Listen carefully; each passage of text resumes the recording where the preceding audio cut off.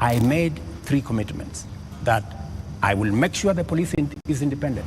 And I did that on my first day in office. Number 2, I said there will be no extrajudicial killing in Kenya.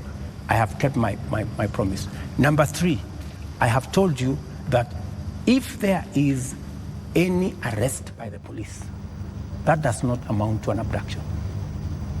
In my very honest opinion. Let's pause for a moment, Mr. President, and I just want us to go to that video over there, which will play on air, and let's pause and watch it together, Your Excellency. Let's watch this video.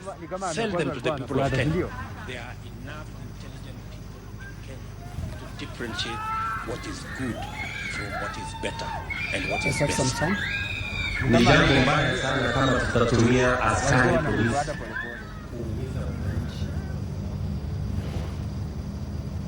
hapo na maoni tofauti ya kisiasa. And waeleze ya kwamba these people don't understand the damage they are doing to the people and the economy of Kenya. All right. Yeah, yes, the video in contention here was recorded earlier today. Yes. That of former MP Alfred Keter being abducted in broad daylight. Mr. President, before you even talk about the entire incident, the children were screaming, and a sound that we believe belongs to the wife was also heard, screaming in distress. How does that make you feel? 3 things. I have told you, I made a deliberate decision to make sure that the police operate independently. That's number 1. Number 2, I have told you, if the police summon LINUS Kaikai, and LINUS Kaikai refuses to go to the police, are the police not entitled to come and look for you?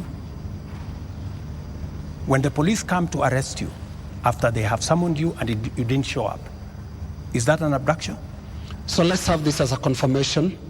That no, I'm just asking you. Let's have this as a confirmation, Your Excellency, that Alfred Keter was summoned by police. He refused to the police respond have to issued the summons. a statement. I would suggest, instead of us having a back and forth, the police have released a statement. Can you check what the police have released, the statement? And you still not answered my question. Which the was? wife and children screaming that way. I mean, how do you feel, Your Excellency? I mean, my friend, every child, every mother feels the same when their parent is under attack. I mean, that is what it is. But let me ask you, what about the children? What about the children of those who have lost their lives because of the criminality of others? Don't they feel the same? So we just need to be a country of the rule of law. Impunity cuts both ways. Those who respect the law must be protected by the law. Those who do not respect the law must face the full force of the law. That's how it operates. That's how we will have a society. Here is the same way we must condemn excessive use of police powers, but we must equally deal firmly and decisively with criminals who put the lives of other Kenyans in danger, destroy property of hard-earned earnings. There are many people, Linus, in this demonstration that have lost livelihoods, that today their children are crying. Today their wives are in tears because they don't know how to face tomorrow. Mr. President, their businesses have been wiped out. Yeah. Their incomes have been destroyed. But I have just told you 2.4 billion shillings worth of business has been destroyed. I hear you, and today, as I talk to you this evening, there are families who have tears.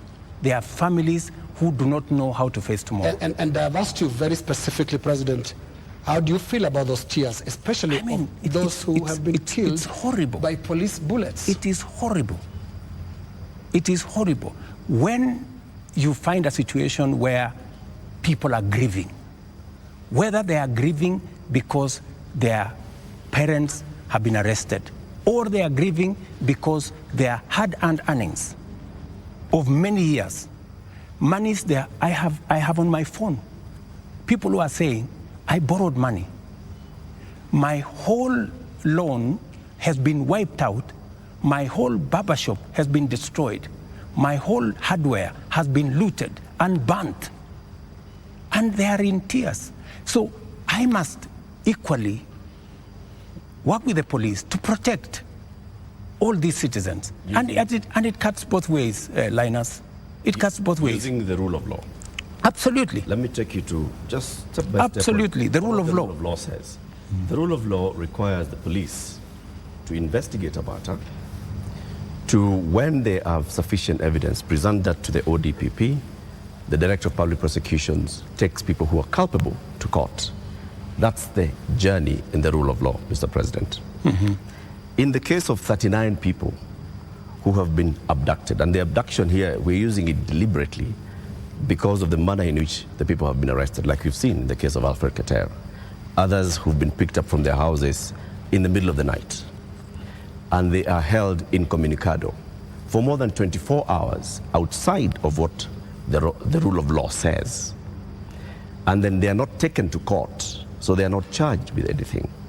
That is outside of the rule of law. So in one instance here, we are saying we are not following the rule of law.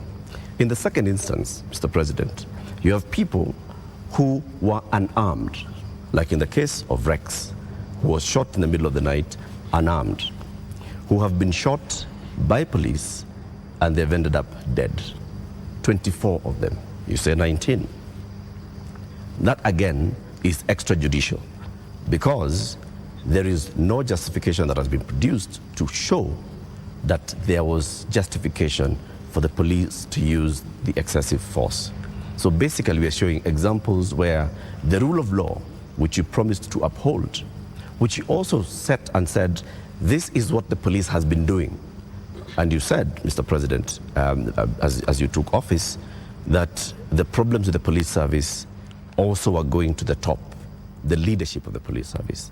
And you promised the people of Kenya that you're going to hold the police to account outside of the rule of law and accountability, which comes to your desk.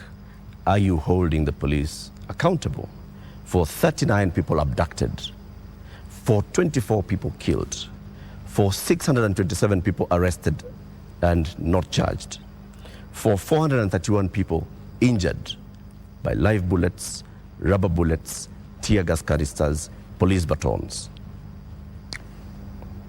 Latif, as I have told you, we must operate within the parameters of the rule of law. And I agree with you. The police must never act outside the framework of the rule of law. They must do that which only the Constitution and the law allows them to do. And it is very clear that any operation of the police outside the parameters of the law, the police will be held to account. Whether it is holding citizens beyond the stipulated time, but I must be thoroughly clear to you. When police arrest somebody, there is a constitutional timeline which they are allowed by the law to hold that person. 24 hours. That does not amount to an abduction. 24 hours. In my opinion. A case in point is what has just been said here about what happened earlier today. And you guys clearly said in this conference that was an abduction. I mean, it's just clear now that it is not an abduction. They're not this is an arrest. And the police have come forward to say, this is the situation, we have arrested this person, and it is just good for us to all of us follow the law. And I agree with you. The police must act within the law. But let me ask you one question also, Latif. I have never, in this conversation, which is now 20 minutes in, are you guys bothered about the fact that Parliament was burnt? Are you guys concerned that millions of businesses of Kenyans, hardworking Kenyans, were destroyed? How do you feel? But it all happened. How do you feel? It all happened under your watch, Mr. President. No, but this is at the why end of we the are day, saying, this is why we are saying you sought to keep us safe. We must be even. You know, we must be even. The police have a difficult job. They have to make sure the peaceful demonstrators are protected.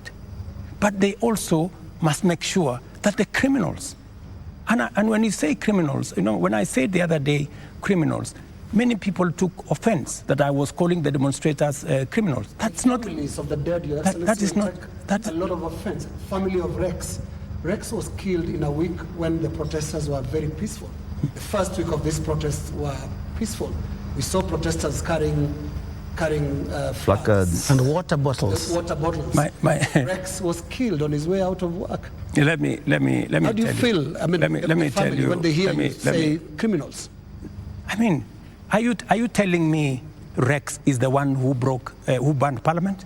But Rex died without breaking anything. No, I'm just telling you. He died. You know, Rex There are criminals who infiltrated and caused mayhem.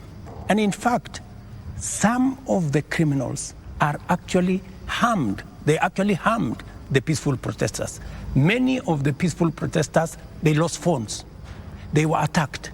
In fact, some of the peaceful protesters were attacked by criminals, including a clear example of the one I have explained to you, that they overpowered the police, took the gun from the police, and started shooting innocent people. So we must deal with this situation globally. Mr. President, I feel for Rex and the mother.